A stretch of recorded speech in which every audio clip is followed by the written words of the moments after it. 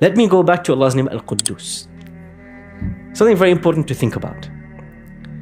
A few months ago, I was running a weekly class just for women, just for sisters. It was an open question and answer session. And for me, this was a good test to understand what do our young sisters think about, because that reflects in their question. What's on their mind will come in the question. 7 out of 10 questions, just imagine, what could it be about? What do you think? This is a specific group of young sisters at university, about 110 of them. What do you think the vast majority of their questions were about? The most common questions I got was about cosmetics. Makeup, nail polish, mascara, eyelashes, bleach. And I was surprised at the amount of times and how often that this question would be asked. And I realized, and I asked them, why are you asking this question? Why is it that I keep getting more and more questions about physical appearance? Someone said it. Somebody was honest enough to say why it is that we keep asking these questions. They said we crave the attention of men. And so our main concern, a lot of us are concerned, we're constantly thinking about how are we seen? How do they perceive us? Do they give us attention? And this is not limited to women, this is also to men today. Because today we live in the world of social media. And everybody on social media is giving you the perfect image of them. In fact, it's not even the image, because there's so many filters and edits. That's probably, if you know, sometimes this happens in marriage proposals. You get the picture. Okay, mashallah, very beautiful. You go to meet the person. Is it the same person? The picture was so edited, photoshopped, so much cosmetics, so much was different from the picture, and in real life you're looking, you're thinking it's not the same person.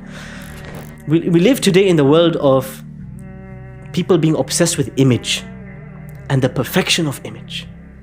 And everything they do on social media is to put out this mask, I am this perfect person, look at me. You know, the most common question I got from within these questions about appearance was specifically about the use of concealer. It is a type of makeup, a type of powder used by women to conceal, to cover blemishes in the face, spots, patches, marks. Why are people thinking so much about this? Because this is something deep. I'm not now discussing something that's limited to a group of women thinking about makeup. No, this is something even the men are worried about. Not mascara. What is everybody in today's society thinking about? How can I make myself look perfect to others? How can I remove every imperfection in the way I put myself in front of others? هذا شغلهم الشاغل. And the younger they get, the more obsession there is.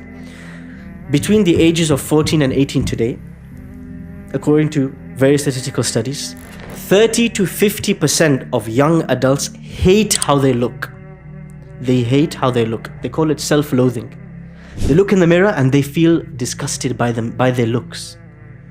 This is 30 to 50% of young adults. Why do you think? What got them to this situation where they look at themselves and they think, I'm ugly, and they're disgusted. They want to cover, they want to beautify, because they cannot stand to even see their look in the mirror. How did we get here? They are constantly exposed to pictures of people who are perfect. In the 1950s to the 1980s, a big propaganda was done, in media. Remember, this is the start of the colorful screen. Who's watched something in black and white? Who remembers the black and white days? Right?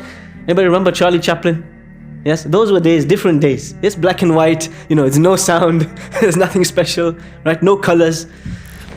When colored images started to be shown on TV screen, one of the first images that began broadcasting throughout the world was the image of this blonde, fair, slim woman called Marilyn Monroe. Do not Google her name, please. I'm not encouraging anybody. But this is a historical fact. And this woman's image was pumped on every screen, every magazine, every newspaper throughout the world. It was globalized. Until every man in the world, when he thought about beauty, he thought about this woman. What's the result of this? The country I'm from in India, what do you think is the most popular product in a pharmacy? The most popular product. It's not Panadol, it's not paracetamol, it's something else. Fair and Lovely. Cream that says it will make you look whiter. This is the most popular and most bought cream in India. Why? For centuries, these people were happy with the color of their skin. Why did they suddenly start to be obsessed with looking white? The white man took over the colored screen, right? People's definition of beauty became this white woman, this white man on the television screen shown throughout the world. It warped, it changed their idea of beauty to the extent they started looking at themselves and thinking, who is this ugly creature? 1 in 3 young girls between the ages of 12 and 16 harm themselves with a sharp object. Sharp object, I'm not talking about a toothpick. I'm talking about a knife, a compass. They make themselves bleed. They scratch their skin. Why?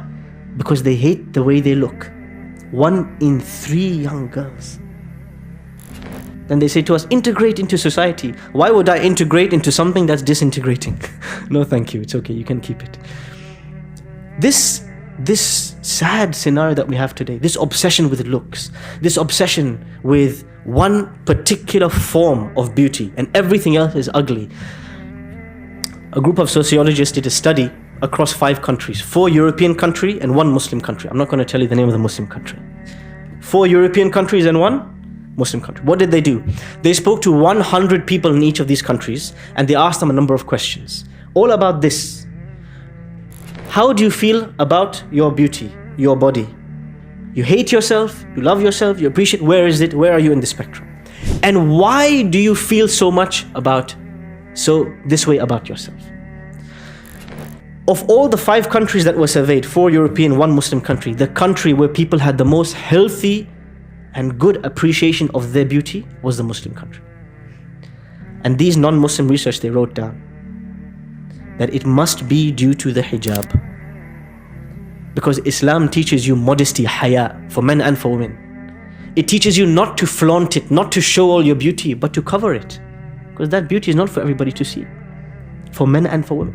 So all those brothers who are trying to show their pecs and their 6-packs on Instagram and covering, wearing trousers up to their belly button and then flexing for the camera, and they think we are, mashallah, we are showing haya.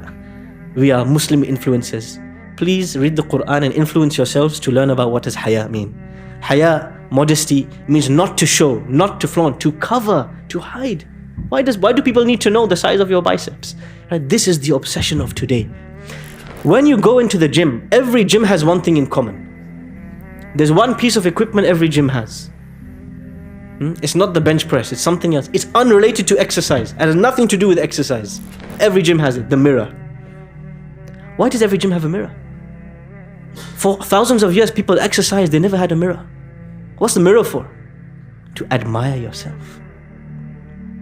To look at yourself and to be obsessed with yourself. We are the generation of protein shakes, of perfect bodies, obsession, of hating ourselves. And all of this, why? This study that was done across 5 countries, what was the number 1 reason people have reached the position, young people have reached the position, they hate how they look? What was the number 1 factor? The media. Social media. The media. What they watch. The Netflix that they watch. Amazon Prime subscriptions. The movies that they watch. They're constantly exposed to images of so-called perfect, of men and women in a specific shape, in a specific form of beauty, and they are exposed to it again and again and again until they don't know anything else but this. When they look at themselves in the mirror, they don't recognize it. How does this relate to the names of Allah? The Prophet ﷺ is talking to somebody about arrogance. One of his companions says, Ya Rasulullah, Inna ar-rajula la yuhibbu an yakuna thawbahu hasan wa na'lahu hasan. A person likes to beautify their clothes and beautify how they dress and how they smell and how they look. Is this arrogance? Is this pride? The Prophet ﷺ said, La, inna Allah jamilun yuhibbul jamal.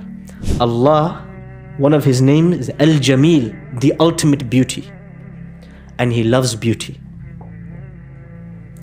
There's a saying in English, beauty is in the eye of the beholder. And what that means is for everybody, beauty is something different. It's in your eyes. It's not in the person you're looking at. Imagine somebody who has been married for 30, 40, 50 years. Their spouse is old, wrinkled, tired, maybe they can't even move, maybe they are disabled, but they look and they feel this is the most beautiful person on the earth. Because seeing beauty is about the one who sees. It's not about the object they're looking at.